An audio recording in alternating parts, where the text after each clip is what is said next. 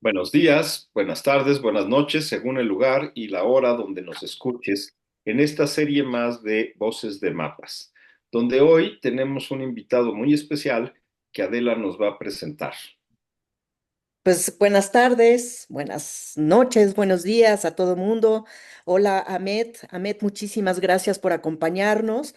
Pues gracias, Gerardo. Ahorita, bueno, antes de empezar contigo, Ahmed, quisiera yo presentarlo. El Yacib Ahmed Herrera es activista por los derechos humanos, es un líder refugiado con más de 10 años impulsando la inclusión de personas refugiadas en América Latina. Ha cofundado redes e iniciativas lideradas por personas desplazadas y trabajo, promoviendo la participación comunitaria, el diálogo intercultural y la construcción de paz a través de la movilización comunitaria en México. Eso entre muchísimas cosas que Ahmed ha podido hacer en tantos años que tienes aquí en México, Ahmed. Entonces, pues bienvenido, muchísimas gracias y gracias por hacerte un hueco en tu agenda, que sabemos que siempre estás corriendo de un lado al otro. Muchas gracias. Muchas gracias Adela, muchas gracias Gerardo por la invitación y a este espacio y pues buenos días, tardes y noches a quienes nos estén observando, escuchando y pues no, con un gusto estar por acá y compartir pues apenas pues, unas pequeñas pistas, ¿no? También en conjunto, ¿no? De lo que vamos acompañando y construyendo, ¿no? Claro, Pero a la orden. claro, claro. No, y bueno, lo que nos interesa, yo creo que es muy, muy importante que las personas sepan cuál es la experiencia, ¿no? ¿Cuál es como la experiencia del refugio, ¿no? Desde que sales de tu país y bueno, que además tú saliste súper chavo, por ejemplo, ¿no? Y cómo es ese recorrido físico, ese recorrido psicológico, también todos los cambios que hay, digamos, en todo este recorrido y cómo llegas a otro país y cómo te vas vinculando con ese otro país. Entonces, si quieres, empezamos por ahí. Claro que sí. Feliz. No sé si tengo todas las respuestas a todo lo que acabas de compartir, pero bueno, al menos unas pistas. Y sí, a mí, como me gusta decirlo desde el principio de realidad, pues compartir un poco quizás desde dónde voy a hablar, ¿no? Un poco de mi historia, ¿no? Y siempre he pensado que el cómo contamos nuestras narrativas, el cómo contamos nuestras historias, pues permea mucho el mundo en el que vivimos y en el que existimos al finalmente. Entonces, pues compartirles que yo nací en Colombia, en Valledupar, en el 95, tengo 30 años y justamente por ahí del 97, por diferentes pues, procesos sociales de violencia y situaciones que seguro ya entenderán en cuanto al conflicto armado colombiano, paramilitares y guerrilleros, pues tocó la persecución y a mi familia, ¿no? A mi madre, a mis hermanos, a mis tíos por parte de mi madre. Y derivado de esas persecuciones, amenazas y asesinatos, pues tuvimos que salir del país.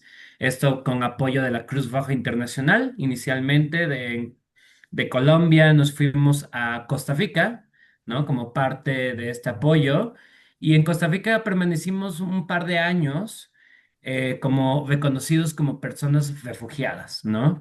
Que al final, un poco para entender y solo poner en el marco, pues éramos personas con un temor fundado, ¿no? Y no podíamos regresar a nuestro país de origen porque el país no nos podía dar la protección que requeríamos, ¿no? Por toda esta violencia que se vivía en ese entonces. Y así fue como estuvimos en Costa Rica y a los años mi padre vino para México por temas, ya lo hablaremos más adelante, que son temas de integración, porque justo no logró adaptarse al proceso de integración en Costa Rica, entonces, migró como persona refugiada a México y a partir de ahí pidió la reunificación familiar, que es un proceso donde una persona del núcleo familiar ya se encuentra en un tercer país y puede solicitar el apoyo para llevar a su familia que también había sido reconocida refugiada en otro país, ¿no? Entonces así fue como llegamos a México en el año 2002, ¿no? Como parte de este principio de realidad, con mis hermanos, tres de ellos, mi madre y mi padre. Cuando llegamos acá, pues mis padres se separan y a partir de ahí, pues entra esto interesante que estabas mencionando, porque pues justo ya hacia la realidad compleja de lo que es esta ruta, como decías, de integración también, ¿no? Que toca estos temas. Pues en México no fue cosa fácil, ¿no? Ya con mi madre y cuatro niños, pues le tocaba tener dos empleos y además a nosotros pues ir a la escuela pues solos, ¿no? Por no tener la oportunidad de quien nos acompañara. Pero a partir de ahí es que entra algo también interesante y no es solo en estos sufrimientos, ¿no? No solo en estos procesos, perdonen que está pasando una ambulancia por acá justamente y quizás se escucha un poco.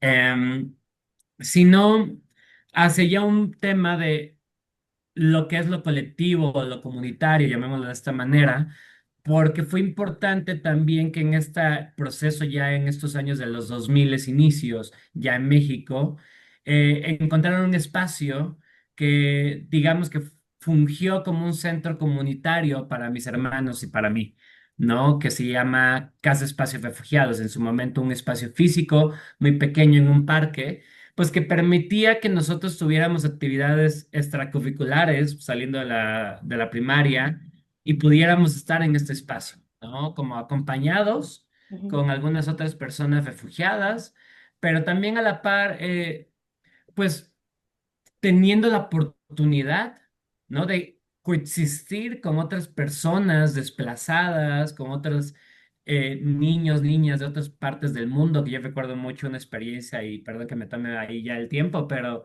de una experiencia con niños de Haití y niños del Congo que hablaban francés, yo no hablaba francés, y entonces aún así pues, compartíamos los espacios, ¿no? De juegos, ¿no? Y a mí algo que se me quedó mucho en el Chevy, que actualmente ahora como promotor, y ya les contaré un poco más de la experiencia actual, pues parte de mi metodología es a través del juego. Muchas experiencias para construcción de la paz.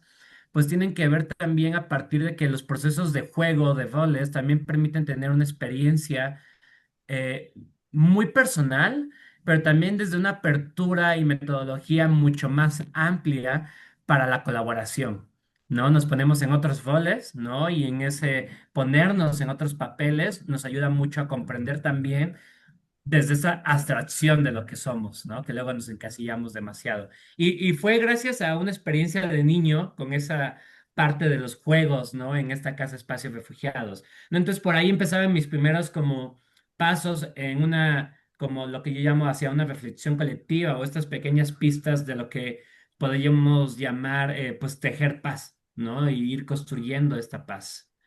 Por ahí quizás, y puedo complementar mucho más. sí, pues ahorita me acordé un poco de hace muchos años, entrevisté a una escritora que se llamaba Ikram Antaki, ¿no?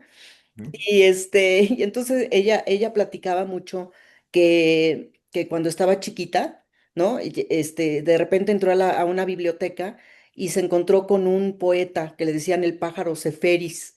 Y entonces, bueno, la tomó y le dijo, si tú lees todos estos libros, vas a multiplicar tu historia. O sea, estas cajas están llenas de historias y si tú las abres, te vas a llenar de muchas historias. Entonces, ahorita como que me hizo sentido todo este relato tuyo, porque al final de cuentas también todo el camino que vas recorriendo hacia otros países y que vas conociendo gente de otros países, es también ir multiplicando tu propia historia, ¿no?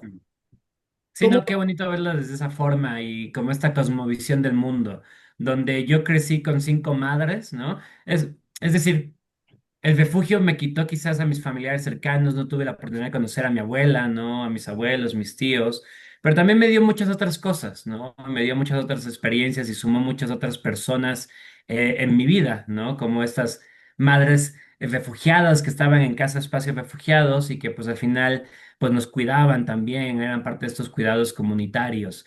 Y parte de ahí también hacia un poco pues la importancia, ¿no? Yo hablo desde mi experiencia, pero a nivel mundial pues hay más de 120 millones de personas desplazadas en diferentes condiciones, ¿no? Desde migración, personas refugiadas, solicitantes de asilo, apátridas, pero bueno, 120 millones desplazados en general en el mundo, ¿no?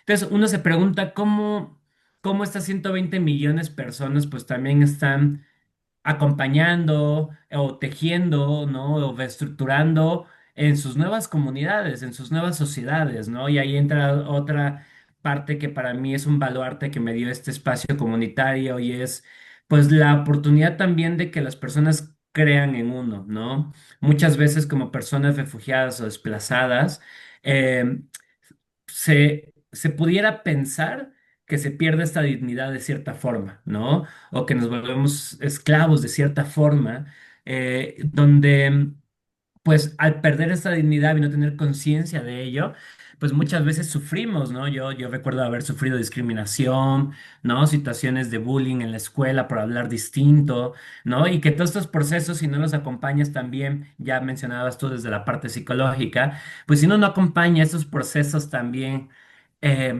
con ciertas construcción de capacidades, ¿no? Con ciertas experiencias comunitarias, pues uno se puede perder y que generan muchos procesos emocionales no resueltos. Al menos hablo por mí y no por nadie más, ¿no?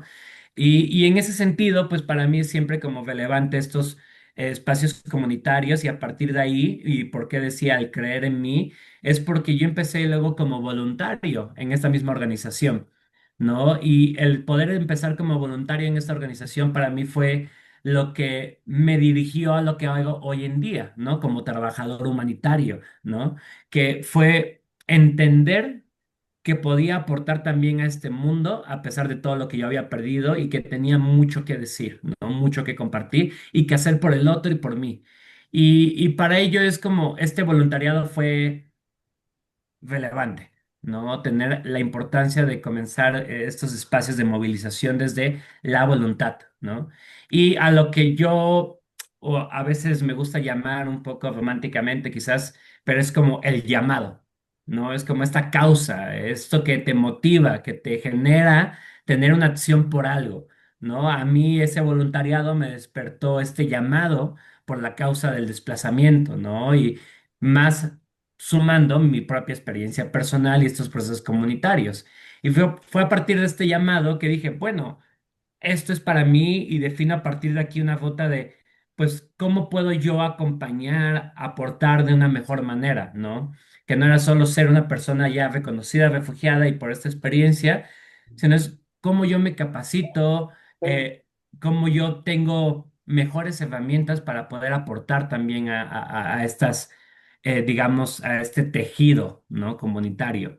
Y para mí ahí entran ya estas ya me voy hacia un poco más hacia los conceptos, ¿no? Pero ya como trabajador humanitario, después de voluntariado, me dieron una beca y luego ya empecé como trabajador en el 2014 y pues todo esto me llevó a pues irme construyendo en una perspectiva que a mí me gusta mucho más hacia la paz, ¿no? Que es pues tejer y ir generando condiciones para la convivencia colaborativa o condiciones para coexistir siendo diferentes, ¿no? Entonces por ahí ya entro como a este proceso de ya tengo este llamado, ¿no? Ya fui voluntario, ya me estoy capacitando, bueno, ¿y ahora qué sigue? ¿No? ¿Qué puedo ir haciendo?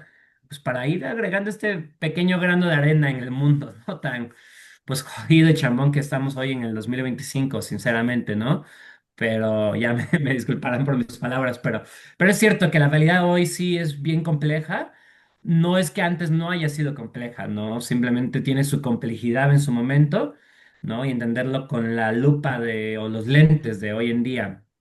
Pero que aún así quedan muy vigentes estos procesos de cómo impulsamos, ¿no? Que las propias personas que han llegado al desplazamiento puedan ser parte de este tejido, ¿no? Que recupera, ¿no? El tejido social, ¿no? Esta comunidad. Y cómo hacemos que haya una convivencia colaborativa. Y ahí entran como, pues, diferentes factores también, ¿no? Que puedo hablar más si gustan. Sí, sí, sí, a mí sí me gustaría que nos platicaras. Bueno, creo que Gerardo quiere preguntar, pero bueno, termino y tú preguntas, Gerardo, y a ver tú, ¿no? Listo. No, es que me gustaría saber también justo cómo son los procesos de acompañamiento y Ah, sobre claro. todo también porque hay mucho enfrentamiento con muchos conflictos. Entonces, es decir, desde tu propia experiencia, ¿cómo ha sido también esos procesos de cómo es el acompañar a las personas que van llegando también, ¿no? Claro. Y cómo incluirlas en este país, cómo hacer que también haya elementos de identidad, ¿no? Perspectiva para el futuro, en fin, todo esto. Esa es mi pregunta, no sé la de Gerardo. Me parece muy bien la pregunta.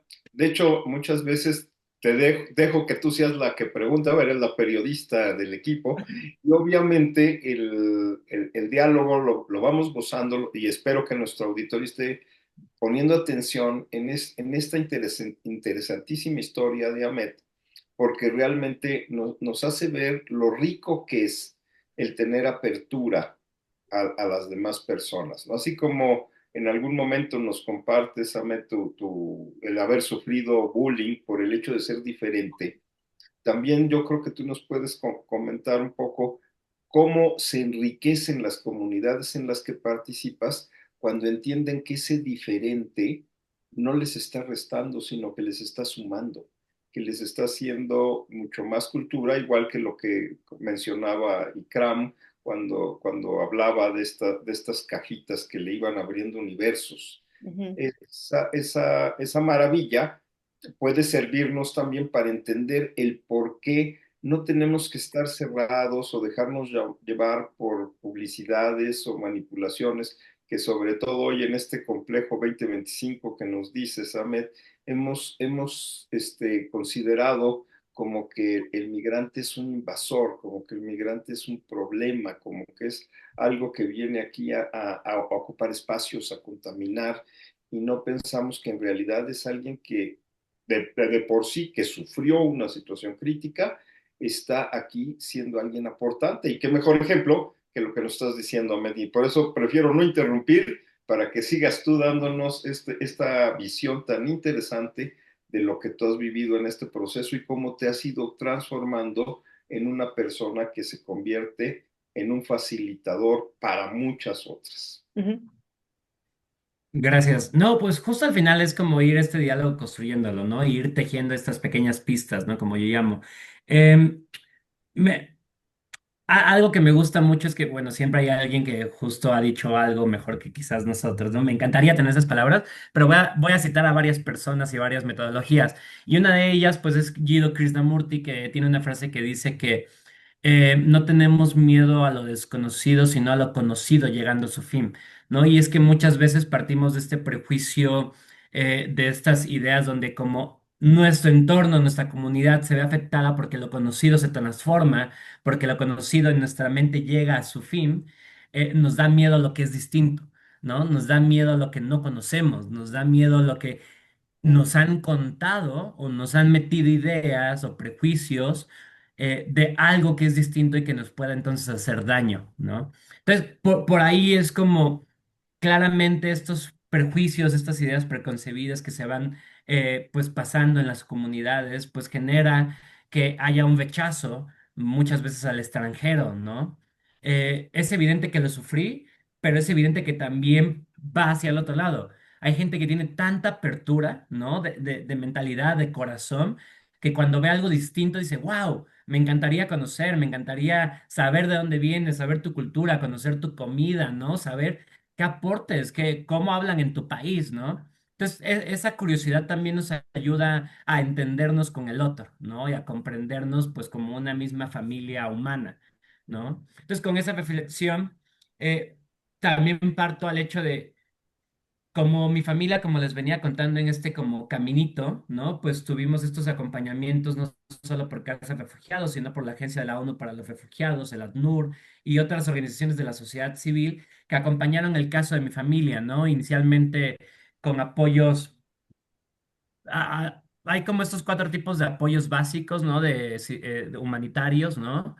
Que se llaman soluciones duraderas, que abarca cuatro elementos básicos, ¿no? Que es, pues, el sustento, ¿no? Que es alimentación, vivienda, salud y procesos de educación.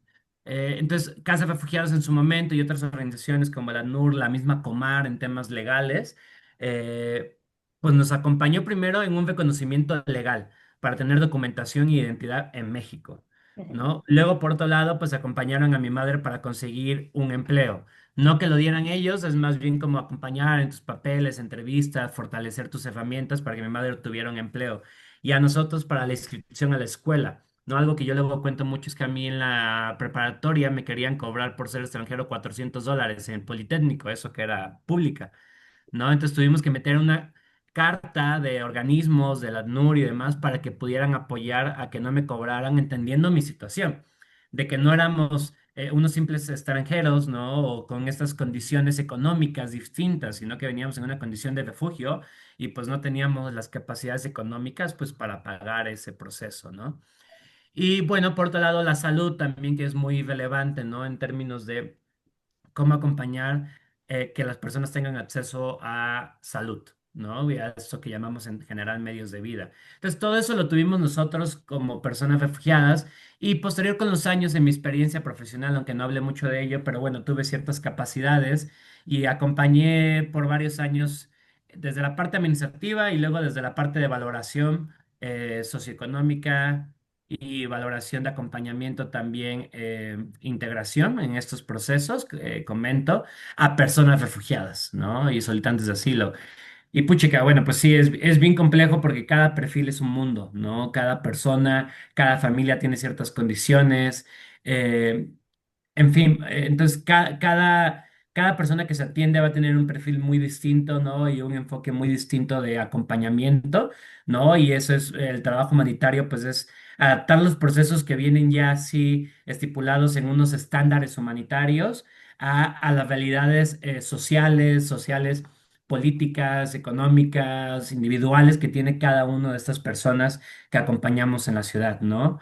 En su momento, pues una de las experiencias que a mí más me llena es, por ejemplo, cuando dirigí un proyecto del deporte para, como herramienta de integración local en 2018, durante un año, con el cual pudimos acompañar 1.200 casos, ¿no? A través de actividades deportivas y culturales, donde hacíamos actividades cada fin de semana, no solo con personas refugiadas, sino con personas mexicanas, ¿no? Porque entiendas en este concepto de convivencia colaborativa que hablábamos, pues un poco el sentido de tener estos espacios de diálogo, de encuentro, colaboración y de celebración, ¿no? Si no hay estos puntos, pues entonces queda un poco corto el decir estamos integrando a alguien, ¿no? La integración es algo que va en dos vías, ¿no? Hacia la sociedad mexicana y hacia las personas refugiadas. Y que ahí me pasa un poco lo que decía el doctor Cerón, el enfoque para cómo esos aportes también reciben a las personas refugiadas, ¿no? Cómo las personas que venimos de fuera, pues también venimos y compartimos, integramos estas identidades de lo que somos a una nueva comunidad. Es evidentemente, más bien, es evidente que muchas de estas comunidades se logran, se transforman, ¿no? Yo diría se enriquecen con la llegada del extranjero en muchos casos, ¿no? Pero también hay que tener cuidado porque hay otras versiones donde el venir como extranjero se pone como baluarte por encima de lo que ya estaba aquí, ¿no? De estas comunidades que ya existían en México. Entonces, y ahí entra para mí el principio de interculturalidad, ¿no? Que es relevante tener en estos procesos, ¿no? De tener la interculturalidad para poder tener procesos más sanos en la integración. Si no, se pierde. Y ya nos pudiéramos meter ahí a ello. Pero con eso parto porque me gustaría agregar unos temas más que antes de cualquier cosa, y es que hablando de esto de Jiddu Krishnamurti que les mencionaba, hay una organización que me gusta mucho que se llama MiWi International, que es una organización de un refugiado sirio que vive en Estados Unidos y que ha acompañado procesos en temas de psicología narrativa para cambiar la perspectiva de las personas refugiadas, en cómo se autoperciben, en cómo se acompañan, en cómo digamos, se llenan de herramientas, pero primero sanan, ¿no? Sanan su ser, Sí. sanan su mente, para poder luego aportar también a un mundo de una manera distinta, ¿no? Porque si no, todos estos bagajes, traumas también, pues, digamos que no permitirían un proceso adecuado de integración. Y ellos tienen una metodología que son tres frases que a mí me gusta mucho, que viene al caso con esto de Jiddu Krishnamurti, de el miedo a lo conocido llegando a su fin, que tiene que ver, son tres líneas básicas que mencionan, ¿no? Uno, poner la curiosidad por encima del miedo, Mm. ¿no? Es decir, tener mayor curiosidad por encima de lo que tememos, ¿no? Para poder entender también al otro y entendernos a nosotros mismos. La segunda menciona como, no me gustaría llamar las reglas de oro, pero bueno, estas pistas que dan ellos es la pasión por encima de la perfección, ¿no? Ujú, Ser conscientes de que nada es perfecto y la perfección es el aburrido privilegio de los dioses, como dicen por ahí. Y al final, pues hay que tener sí pasión para hacer las cosas, ¿no? Que va relacionado con lo que dije al inicio de este llamado, ¿no? Si tienes un llamado, si tienes una causa muy definida, usualmente es más fácil tener y hacerlo con pasión, ¿no? Y luego, ser amables con nosotros mismos, ¿no? Muchas veces somos muy duros en este proceso, sobre todo como personas refugiadas o desplazadas en mi caso, ¿no? Como uy, bueno, empezar desde ceros, ¿no? No tener ni siquiera una casa asegurada, ¿no? No tener ni siquiera para ir a la escuela y tener que trabajar desde tus 13 años porque pues no tienes ni 20 pesos porque tus padres no te pueden dar 20 pesos para ir, ¿no? O porque es que estos niños ya saben inglés y tú no sabes eso porque pues tú a tus 14 años ya estabas trabajando. Entonces, es como tener esta compasión con nosotros mismos, ¿no? Ser amables con nosotros mismos y nuestros procesos individuales y el no compararnos con otros para poder ir transformando estas realidades y de esa forma poder aportar más humanamente y también real a lo que son nuestras formas y lo que somos nosotros, ¿no? Y así, entonces, si seguimos estas tres pequeñas como consejos o ideas, acompañado de lo que he mencionado, pues podemos entonces ahora sí pues aportar de una manera mucho más armoniosa, llamaría yo, a la comunidad que nos recibe, ¿no? En este caso, en mi caso, Ciudad de México y el de mi familia, ¿no? Y es que ahí es donde, pues ya entra, entonces, ya me iría de lleno a lo que es ya reconocí un llamado, ya entendí mi historia, ya aprendí, ya me fortalecí, ya tuve capacidades. Y ahora, ¿cómo hago que otras personas puedan impulsar también estos procesos? Es como, oye, muchas veces sí nos perdemos pensando en que queremos que todo el mundo se movilice también, ¿no? ujú, Yo siento que no, o sea, insisto, otra vez por eso el llamado, es como tampoco voy a ir por el mundo diciéndole, oye, deja de ver tele o redes sociales y ponte a construir tu comunidad o aporta a tus vecinos, ¿no? Y separa tu vaso. Pues no, para mí son pistas, ¿no? Y quizás en mi realidad, en mi experiencia, me ayuda y me hace sentir mejor con mi ser también, ¿no? En cómo aportar por lo que pues perdí y lo que recibí también y gané, pero no voy a ir por eso tampoco como convenciendo ni mucho menos en un proceso dogmático de iglesia. Pero sí algo que a mí me gusta mucho, pues ya es el proceso de la movilización comunitaria. ujú, Cómo nos movilizamos y cómo despertamos también en el otro y acompañamos estas movilizaciones para transformar estas comunidades tejiendo, ¿no? Tejiendo paz y resolviendo conflictos. Entonces, ahí ya me quiero meter más a este lleno. Ustedes díganme si ujú. tienen alguna otra pregunta, comentario, si no, pues me puedo ir también como de lleno a esta Va muy bien experiencia. por ahí. Bueno, vamos bien por ahí, pero a mí sí me gustaría que después a lo mejor regresáramos, porque me da curiosidad de saber cómo es, a qué le llamas tu llamado, cómo es cómo fue tu llamado. Eso es por un lado, que igual podemos regresar a eso. Y la otra es, ¿en qué momento, Ahmed, en qué momento, en tu caso y que también has observado en el caso de los demás, se pueden dejar de sentir extranjeros? Ya cuando están en este caso, tú estás aquí en la Ciudad de México desde hace muchos años, ¿no? En todo este camino, ¿qué pasa? ¿No? ¿Te sientes todavía extranjero? ¿No te sientes extranjero? ¿Ya te sientes más integrado con este país que con tu país de origen? ¿Cómo es también ese proceso, ¿no? Pero si quieres, regresamos, como tú te sientas más a gusto. Pero son preguntas, ¿no? Preguntas complejas, ¿eh? Son complejas. Pero trataré de dar Ajá, pues una respuesta que me nace también, ¿no? De ahora sí, de mi banco pecho y de mi improvisación. Pero me regreso a, a tu primer comentario sobre el llamado y dejo el tercero de cómo realmente me siento integrado o me dejo de llamar extranjero para el último y sí, toco en medio movilización, ¿va? perfecto. Ujú. Entonces, siento que el llamado para mí sí es algo de lo más importante, ¿no? Y como mencioné un poco al inicio, para mí el llamado lo reconocí cuando alguien creyó en mí inicialmente, como es, hubo varios componentes, ¿no? Hubo las condiciones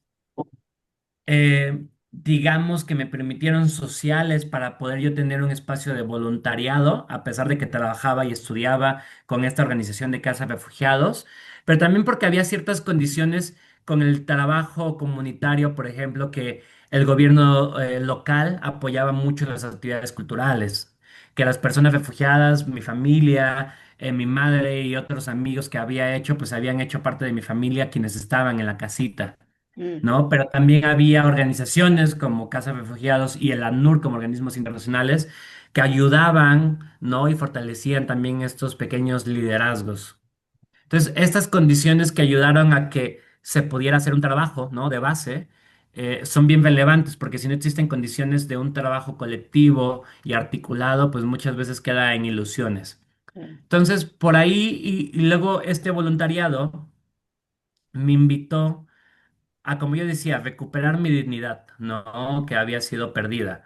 Entonces me hizo sentido y clic con mi vida el decir, vaya, alguien reconoce que yo puedo ayudar voluntario a otras personas y eso cambia la vida de otros, ¿no? Yo he tenido muchas experiencias y insisto, no me meto ahorita en detalles por los tiempos, pero sí tienen muchas experiencias de diálogos que conocí, de personas con las que interactué en ese espacio de la casita, que cuando yo escuchaba sus historias y luego también siempre uno dice, wow, sí hay historias más duras que las mías o más buenas que las mías, pero también luego ver que a pesar del sufrimiento mucha gente quería hacer algo, ¿no? Quería aportar, ¿no? Y a pesar de haber perdido sus casas, su familia, ¿no? Sus padres, estaba aquí y decía, me siento bien compartiendo estas poesías, ¿no? Recuerdo en una actividad cultural y compartiendo esta comida con ustedes, ¿no? Y me siento como en casa. Y esas pequeñas acciones, ¿no? Y también luego de personas mexicanas como José Luis Loera o como Ivonne González, que era una voluntaria de psicología de la Ibero, que pues me hacían sentir escuchado, ¿no? Me hacían sentir parte de un proceso y de una cultura y de que podía aportar de alguna manera. Y así fue como yo toqué ese llamado, ¿no? Como esa perspectiva de decir, aquí me reconocen y me ayudan a sentirme y el yo aportar también me ayuda a sentirme mejor conmigo mismo y a poder dar un poco de lo que pues mi madre y mis hermanos recibimos, mm, ¿no? Y de esa forma dije, pues puedo dar atendiendo a personas refugiadas, puedo acompañar a personas desplazadas, a personas mexicanas que han sufrido el desplazamiento forzado también en México, ¿no? Que han perdido por temas de cambio climático, situaciones de violencia. Y eso despertó en mí decir, vaya, tal vez sí puedo aportar por aquí. Y fue como decidí, este es mi llamado, ¿no?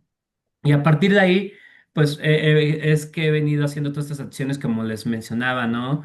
Desde cultura de paz y también desde lo comunitario, antes de irme a lo último, ya meterme, porque ese es un tema ya más filosófico y espiritual, por como yo lo veo. Pero sí decirles que entonces ya con este llamado, pues comencé a fortalecer capacidades y comencé a buscar cómo otras personas también nos articulábamos para hacer y construir en conjunto este llamado. Y a partir de ahí fue que fundé varios colectivos inicialmente, ¿no? Liderados por personas refugiadas. Mi primer colectivo fue en el 2009, un grupo de jóvenes, ¿no? En Casa de Refugiados, éramos como 8 jóvenes, recuerdo, de diferentes países, con actividades culturales y de integración.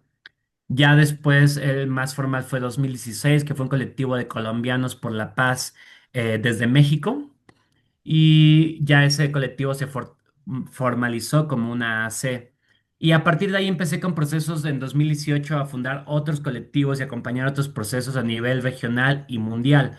Fundamos una red que se llamó Paz que era una red de colombianos a nivel Latinoamérica y el Caribe por temas de paz en Colombia. Luego la Red Mundial de Líderes Refugiados en Ginebra, Suiza, en 2018. Y luego fui parte del Consejo Asesor de ACNUR por varios años también en Ginebra, del Consejo Mundial de ACNUR. Y así fue como no solo allá, sino que volví a México y acompañé otros procesos de formalización de colectivos de personas refugiadas, ¿no? Y que ya no solo eran colectivos que daban actividades a personas refugiadas, sino que se organizaban desde esta migración, pero que acompañaban procesos a cómo aportar a sus comunidades, ¿no? En particular. Y porque esto para mí es lo importante, ¿no? Y ahí cito mucho a Jean-Paul Lederac, mm, que me gusta mucho y él tiene una visión donde dice, a veces estos pues diálogos improbables que tenemos, ¿no? Donde creemos que a veces hay actores que están completamente indispuestos o que no pueden colaborar o encontrarse, y es más bien encontrar esas similitudes, esas formas de colaborar que sí son posibles, si las ves desde otros enfoques, ¿no? Entonces, ahí me gusta mucho porque para lo comunitario, pues tienes que incluir no solo a personas refugiadas, sino a personas mexicanas también para aportar a este tejido de paz. ¿Y por qué le llamé también tejido de paz? Porque con Jean-Paul Lederat ven no recuerdo ahorita el título de este estudio, pero que va acerca de como los estudios de las abejas y de las arañas Mm. para resolver conflictos. Y lo señalo por ahí como en la movilización que a mí me gusta. Y es que en estas alianzas que se pueden llegar a tejer, pues lo más difícil usualmente son las acciones coordinadas o Claro. colectivas, ¿no? Y esto pasa en los procesos comunitarios de los colectivos o de las personas mexicanas que para evitar estos rechazos, para realmente construir paz o tejer paz, pues se tiene que trabajar colectivamente. Pero no es solo trabajar colectivamente en lo abstracto, ¿no? Es cómo se hace realmente. Entonces decían, bueno, observando las abejas y observando las arañas, ellos le llamaban un proceso de prácticas de circulación, ¿no? Donde en un determinado territorio circulaban estas abejas y las arañas y recolectaban insumos, trabajaban en conjunto y hacían y regresaban como eso a sus comunidades, ¿no? Así las abejas al menos, y las arañas iban tejiendo estos procesos, ¿no? De telar. Entonces, y estos procesos de circulación, si los pasas, hubo un estudio de una organización del Nepal de conflictos que ya decían, bueno, cómo esto lo adaptamos a procesos de conflicto y cómo resolver estos procesos. Si uno adapta estos procesos circulatorios donde las comunidades como colectivos puedan acompañar procesos comunitarios de conocer también las verdades del otro, ¿no? Estas identidades, ¿no? Que las propias personas refugiadas conozcan, en este caso, en México, las problemáticas que viven las personas mexicanas en la ciudad, ¿no? Cómo en el barrio donde se encuentran, sea aquí en la Ciudad de México o en el estado, qué hay, qué sucede con estas personas que ya viven ahí, que habitan en ese espacio, ¿no? Y cómo eso puede ayudarnos a entender sus necesidades, a partir de ahí regresar a unos espacios de reflexión y decir, ah, bueno, yo entendí esto, estas necesidades que nos compartieron las personas, con quizás a veces preguntas muy básicas, ¿no? De qué realmente necesitan y qué está sucediendo. Y luego también las personas mexicanas, esto regresándolo a los espacios comunitarios donde coexisten o conviven las personas refugiadas, ¿no? Y a esto entonces, sumando ahí a la reflexión ya para ir cerrando esto y pasar a la parte filosófica, pues es que nos da a entender que cuando se resuelve en este proceso circulatorio, se ha avanzado más en la resolución de conflictos y en la empatía con el otro y en la construcción de comunidad como una sola Ok. que cuando observamos solo desde la representatividad, ¿no? Como de la persona que va a Ginebra y representa la voz del pueblo, ¿no? O la voz de tal, ¿no? Y que es alejada de la realidad. Y en cambio, cuando hay accesibilidad, participación y escucha activa y empatía con el otro, pues se puede trabajar una movilización realmente comunitaria. Y ahí voy ya como a estas pistas de cómo tejemos redes, ¿no? Que al final es, pues, tener la voluntad para escuchar y entendernos con el otro y acompañar esta visión, ¿no? Y bueno, como esta solidaridad que se va construyendo. Y ahí a esta última, ahora sí retomo ya la última pregunta que mencionaba sobre en qué momento, pasando de lo comunitario a esta parte de cómo yo me asumo como extranjero, ¿no? O te dejas de sentir extranjero, o sea, no, O me dejo de sentir. no es que te asumas, sino más bien, ¿no? ¿Cómo te sientes, pues, ¿no? Después de tantos años de estar integrado en otro país, de pronto, más bien la pregunta es esa, o sea, ¿en qué momento te dejas de sentir extranjero en un país que es extranjero de acuerdo con tu país de origen, pero pues has vivido gran parte de tu vida aquí? Es lo complicado. En mi persona, evaluar por mi realidad, es que yo no me dejo de sentir extranjero en México, pero tampoco me siento colombiano en Colombia, Mm, ¿no? Y aquí en México, para los mexicanos, no soy mexicano. y para los colombianos no soy colombiano. Y entonces, pues me volví un poquito de ambos y un poquito de ninguno, ¿no? Porque al final es como esas consideraciones, ¿no? Quizás luego consideramos que la identidad, ¿no? ¿Qué es la identidad de sentirnos de un país nacional? Yo no soy una persona muy nacionalista en realidad, ¿no? Para mí a veces tener estas costumbres compartidas, ¿no? Que me gusta el fútbol o que me gusta el picante o en Colombia que hable como colombiano, además, pues no tengo ninguna afín a ninguna de estas costumbres, ¿no? Entonces uno se tendría que preguntar, evidentemente, pues qué me hace sentirme yo, ¿no? Y parte de algo. Y para mí entonces me considero más bien un ciudadano del mundo, ¿no? Y aunque suena un poco quizás clásico de clásicos, pero a veces son importantes. Y en esa reflexión de ciudadano del mundo me siento parte también de mis propias comunidades, como decía, ¿no? Y yo me siento más bien parte de una comunidad aquí en México, ¿no? Y me siento parte de mi barrio acá donde vivo y me siento parte de la gente con la que convivo diariamente, que son mexicanos, colombianos y de otras muchas nacionalidades. Y cuando hablo con mi madre o cuando estoy con colombianos, me gusta decir, soy colombiano también, nací en Colombia, ¿no? Y me siento parte de esa cultura, aunque lleve más de 20 años fuera de Colombia, ¿no? Y también he vivido en otros países, en total han sido 6 países donde he vivido varios años. Y entonces es como, bueno, pues ya entonces tendría estas costumbres de muchos países.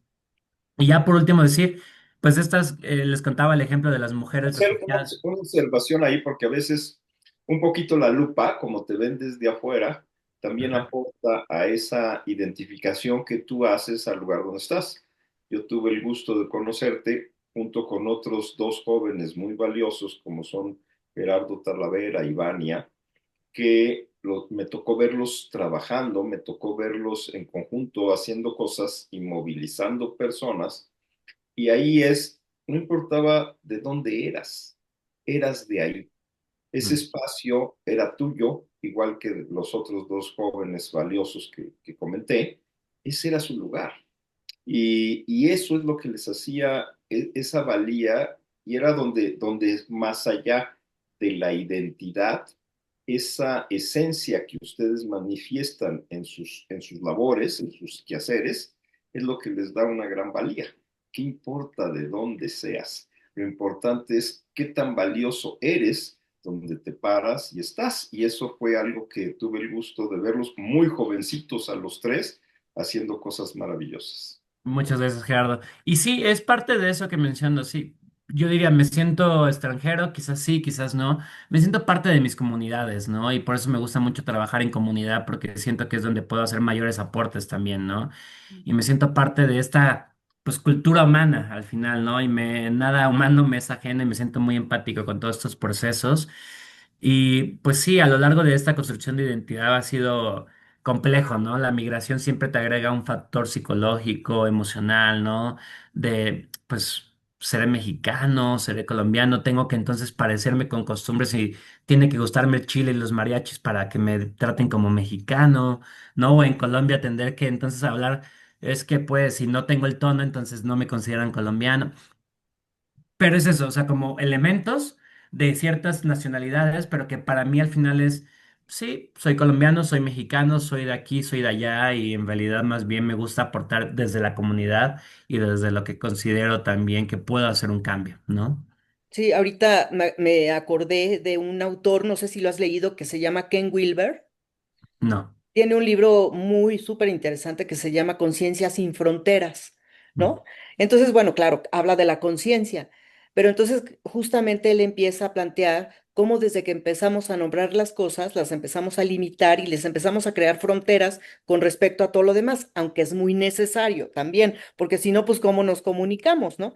Pero también él mismo dice cómo es que como seres humanos también vamos creando esas fronteras hasta que llega justamente en todo su relato a cómo es que hemos creado estas fronteras territoriales, pero que además esas fronteras territoriales, claro que tiene que ver con intereses creados, que tienen que ver con políticas y después se convierte en un asunto económico de desarrollo, pero al final de cuentas la conciencia y la búsqueda de la conciencia es la misma, o sea, es como que no debe de haber fronteras porque la relación humana y también la conciencia, pues se integra, no está separada, ¿sí me explico? Claro. Entonces, todo esto que platicas, se me figura que da como ese ejemplo perfecto de que más allá de dónde vivimos y de si las fronteras y que si de qué país eres y de qué color y de qué lo que sea no importa, ¿no? La búsqueda es la misma, o sea, las fronteras las han creado seres humanos que están muy interesados en crear otro tipo de dinámicas económicas y políticas, pero al final yo creo que pues todas y todos somos sus ciudadanos del mundo, ¿no? No sé, no sé cómo lo vean ustedes, pero ahorita me acordé de Ken Wilber, es muy buen libro, ¿eh? No, no lo conozco, pero coincido con esa filosofía o esa idea. Al final, pues es parte, ¿no? De estos procesos de construcción de identidad, ¿no? Y también que al final, pues, más allá de etiquetarnos o de llamarnos de un país o del otro, pues si eliminamos muchas de esas etiquetas de lo que nos hace sentir una identidad, que es un tema de seguridad psicológica, ¿no? De sentirnos como parte de algo y de que alguien nos da un respaldo de que aquí soy y que tengo protección. En realidad ya, en mi perspectiva ya muy personal y desde un ámbito más filosófico, ah, pues a veces no es necesario, ¿no? En mi caso, ¿no? Y me gusta sentirme parte de todo este mundo, ¿no? Sí, te da mucho más perspectivas, ¿no? O sea, el hecho, digamos que tu vivencia también te ha dado esa oportunidad de conocer, pues a muchas personas del mundo, muchísimas culturas, pues por eso te has dedicado también a toda esta interculturalidad que es súper importante, ¿no? Y también pues como a integrarlas, porque también la interculturalidad, me imagino, y esa es una pregunta, permite crear nuevos paradigmas, nuevas oportunidades, ¿no? Es decir, en esta fusión intercultural o no en esta relación de tantas culturas y de tantas cosmovisiones y tal, ¿no? Con esta parte de la escucha activa, de permitir que cada quien vaya compartiendo sus propias experiencias, pues eso abre posibilidades, no las cierra, abre posibilidades, ¿no?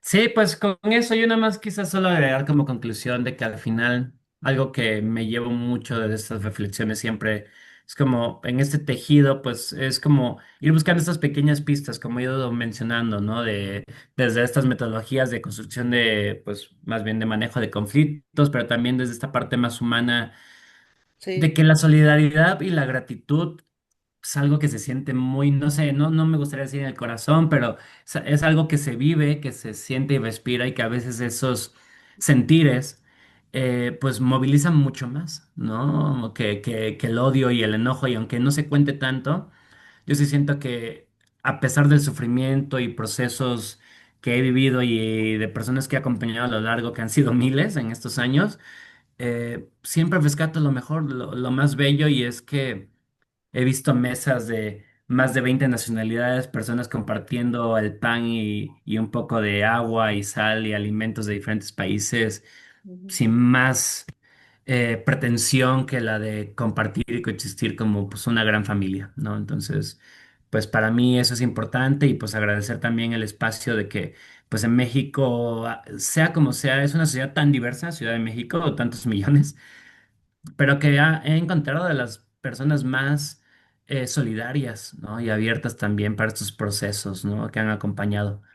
Entonces eso también se agradece bastante. No, pues está súper interesante.